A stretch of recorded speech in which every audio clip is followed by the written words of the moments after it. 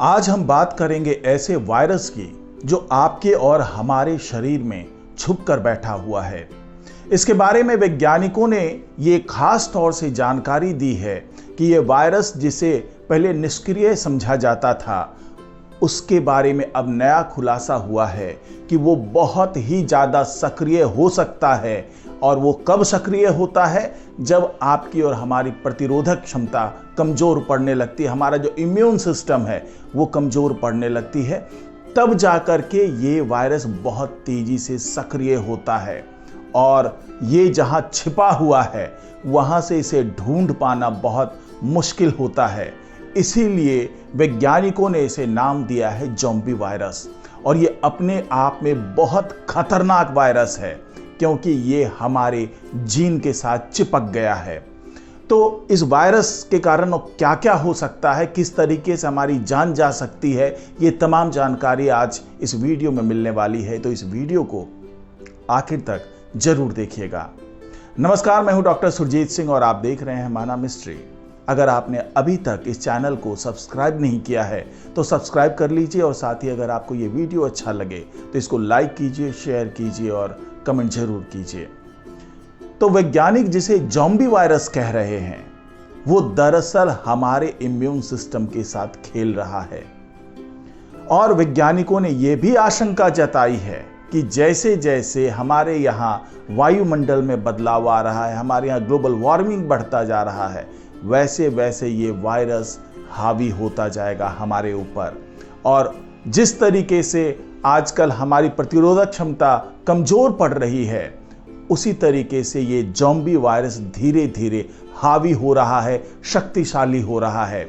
और आजकल आपने ढेर सारे कैंसर की घटनाएं सुनी होगी, तो इस तरह की घटनाओं के लिए भी यही जिम्मेदार होता है। यानी यही ज़ॉम्बी वायरस जो हमारे और आपके शरीर में घुस गया है, यही जिम्मेदार होता है कैंसर जैसी बड़ी बीमारियों के लिए। और साथ ही ऐसी कई बीमारियां अब बहुत तेजी से उभर कर आ रही है जिसमें यही ज़ॉम्बी वायरस जिम्मेदार है। अमेरिकी वैज्ञानिकों के मुताबिक इंसानी शरीर के जीनोम में कुछ ज़ॉम्बी वायरस छुपे हुए हैं। जीनोम किसी जीव के डीएनए का पूरा सेट होता है। ये ज़ॉम्बी वायरस विदेशी डीएनए से प्राप्त हुए हैं और पीढ़ियों से मनुष्यों में पहुंचते रहे। इन पर किसी का ध्यान नहीं गया। लंबे समय तक ये माना जाता रहा कि वे निष्क्रिय हैं, लेकिन हाल के रिसर्च से ये पता चलता है कि जीनों के इन सीक्वेंस में तबाही मचाने की क्षमता है। जी हाँ, ये वायरस हमारे जीनों में घुस करके इस तरीके की संरचना तैयार कर ली है जो मनुष्य के डीएनए का पूरा हिस्सा तैयार हो चुका है। और इसके जो सीक्वेंस हैं उसमें बहुत ज़्यादा जानलेवा तबाही मचाने की क्षमता आ चुकी है। यानी ये संरचना किसी भी मनुष्य को पलक झपकते मौत की नींद सुला सकता है। कोलोराडो यूनिवर्सिटी के वैज्ञानिकों ने अपने रिसर्च में पाया कि कैंसर अपने विकास के लिए इन ज़ॉम्बी वायरस के कुछ हिस्सों का इस्तेमाल कर सकता है। जीनोम बायोलॉजिस्ट और स्टडी के जो सीनियर साइंटिस्ट हैं, उनका मानना है कि हमारी स्टडी दिखाती है कि आज की बीमारियां इन प्राचीन वायरल संक्रमणों से काफ़ी प्रभावित हो सकती है, जिन पर हाल तक बहुत कम वैज्ञानिक ध्यान दे रहे थे। इन प्राचीन जीन जिन्हें पहले जंक डीएनए कहकर खारिज कर दिया गया था, एंडोजेनस रेट्रोवायरस के अवशेष हैं। जी हाँ, ये सभी जो जंग डीएनए हैं वो एंडोजेनस रेट्रोवायरस यानी ERVs के अवशेष हैं। ये वायरस स्तनधारियों के अस्तित्व के लिए महत्वपूर्ण है क्योंकि उन्होंने प्लासेंटा के विकास को प्रेरित किया। हालांकि ERVs से जुड़ी हर चीज मानव के अस्तित्व में मददगार नहीं है। तो इसको इस तरीके से आप समझ सकते हैं कि कई मायनों में ये जो ज़ॉम्बी वायरस हैं उसने स्तनधारियों के विकास में सहायता की है, उसके प्लासेंटा के विकास में सहायता की, उसकी प्रजनन क्षमता को विकसित करने में सहायता की। लेकिन हर चीज़ में यानी मानव के अस्तित्व के लिए और हर चीज़ के लिए ये मददगार नहीं है। बल्कि मानव के विध्वंस में भी ये उतना ही सहायक होता है। वैज्ञानिकों ने कहा कि हम जानते हैं कि कैंसर कोशिकाएं बहुत सारे जीन को व्यक्त करती है जिन्हें चालू नहीं होना चाहिए, लेकिन कोई भी वास्तव में नहीं जानता कि उन्हें क्या चालू करता है। ये पता चला है कि उन्हें चालू करने वाले कई स्विच इन प्राचीन वायरस से प्राप्त हुए हैं। यानी आप इसको इस तरीके से समझ सकते हैं कि कैंसर को जो ट्रिगर करता है, कैंसर की कोशिकाएं जब रिप्लिकेट होने लगती है, जिस तरीके से कैंसर बहुत तेजी से फैलने लगता है और इंसानों के लिए बहुत ही जानलेवा बन जाता है, तो वो कैसे होता है, उसको कौन ट्रिगर करता है, इसके बारे में वैज्ञानिकों को ठोस तौर से जानकारी नहीं थी। लेकिन उन्हें अब लगता है, जो नई रिसर्च हुई है उसके आधार पर वैज्ञानिक ये मानने को विवश हो चुके हैं कि इन कैंसर की कोशिकाएं जो हैं, जो सेल्स हैं, इसको ट्रिगर करने के लिए, इनको फैलने के लिए, इसको बढ़ावा देने के लिए यही ज़ॉम्बी वायरस मददगार साबित हो रहे हैं। वैज्ञानिक और उनकी टीम ने 21 तरह के कैंसर के एपिजीनोम पर डेटा सेट का एनालिसिस किया। उनकी टीम लॉन्ग टर्मिनल रिपीट 10 नामक ERV के एक विशेष परिवार से टकराई जो बहुत उच्च स्तर पर सक्रिय पाया गया। वैज्ञानिकों ने पाया कि हमारे प्राइमेट पूर्वज लगभग 30 मिलियन वर्ष पहले मूल वायरस से संक्रमित हुए थे। इसका मतलब यह है कि हम मनुष्यों में 30 मिलियन साल पहले ये वायरस आया और हमें संक्रमित करता गया। वैज्ञानिकों ने कोलोरेक्टल कैंसर ऊतकों की कोशिका रेखा पर एक फंक्शनल स्टडी की।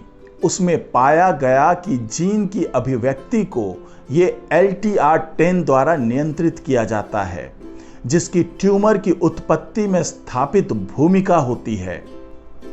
मानव कोलोरेक्टल ट्यूमर कोशिकाओं में अनडेड LTR10 जीन को निष्क्रिय कर दिया गया और चूहों में कैंसर के विकास के लिए जिम्मेदार जीन, जिनमें XRCC4 भी शामिल है, उसको निष्क्रिय कर दिया गया। केवल ये पता लगाने के लिए कि क्या इसको निष्क्रिय कर देने के बाद भी कैंसर की कोशिकाएं फैलती है, उसका विकास होता है। क्योंकि ये दोनों जीनोम है, जो जीन का हिस्सा है, ये वही ज़ॉम्बी वायरस हैं जिसके बारे में वैज्ञानिक ये दावा कर रहे हैं कि वो कैंसर जैसी घातक बीमारियों के जन्मदाता हो सकते हैं। उनकी कोशिकाओं को वो एक्टिव करने के लिए जिम्मेदार हो सकते हैं। तो जब इन दोनों को निष्क्रिय किया गया, तो उसके बाद जो डाटा मिले उसके आधार पर वैज्ञानिकों ने पाया कि LTR10 इन जीनों को नियंत्रित करने के लिए एक एपिजेनेटिक स्विच के रूप में काम करता है। यह भी पता चला कि कैंसर ट्यूमर में जीन अभिव्यक्ति के लिए पैटर्न को बदलने के लिए इस ज़ॉम्बी वायरस का उपयोग हो रहा है। वैज्ञानिकों ने कहा कि जब मानव प्रतिरक्षा प्रणाली कमजोर हो जाती है तो ये ज़ॉम्बी वायरस फिर से जीवित हो जाते हैं। तो वैज्ञानिकों ने इस रिसर्च के आधार पर यह दावा किया है कि जब तक इंसानों की प्रतिरोधक क्षमता बहुत विकसित रहती है, बहुत मजबूत रहती है और ये पूरी तरीके से काम कर रही होती है, हमारा इम्यून सिस्टम पूरी तरीके से काम कर रहा होता है, तो जो दूसरी बीमारियां हैं, जो आम बीमारियां होती है, वो भी हमारे शरीर में प्रवेश नहीं कर पाती है। साथ ही हमारे शरीर के अंदर जो ये ज़ॉम्बी वायरस छुपा हुआ है वो भी बहुत ज़्यादा एक्टिव नहीं हो पाता है, वो निष्क्रिय अवस्था में रहता है। लेकिन जैसे ही हमारी प्रतिरोधक क्षमता कमज़ोर पड़ने लगती है, हमारा इम्यून सिस्टम कमज़ोर पड़ने लगता है, वैसे ही ये ज़ॉम्बी वायरस धीरे धीरे एक्टिव होते हैं और जो कैंसर की कोशिकाएं हैं, जो कैंसर की मूल वजह है, उसको ऑन कर देते हैं, उसको बढ़ावा देने लगते हैं, उसको विकसित करने में सहयोग देने लगते हैं। तो इसी ट्रिगर के कारण कैंसर हमारे शरीर पर हावी होता है। साथ ही वैज्ञानिक अब इस पर भी रिसर्च कर रहे हैं कि कई और जो बीमारियां हैं जिसमें इस तरह की कोशिकाएं सक्रिय हो जाती है, क्या उसके पीछे भी इसी तरीके के वायरस जिम्मेदार हो सकते हैं? क्या यही ज़ॉम्बी वायरस उन बीमारियों की जड़ में भी होता है। तो ये तमाम जानकारी धीरे धीरे वैज्ञानिक जुटा रहे हैं और धीरे धीरे रिसर्च में कई नई तरीके के खुलासे हो रहे हैं।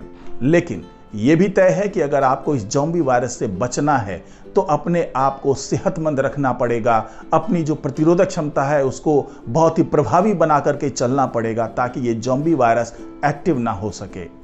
तो आज की रिपोर्ट में फिलहाल इतना ही। नमस्कार।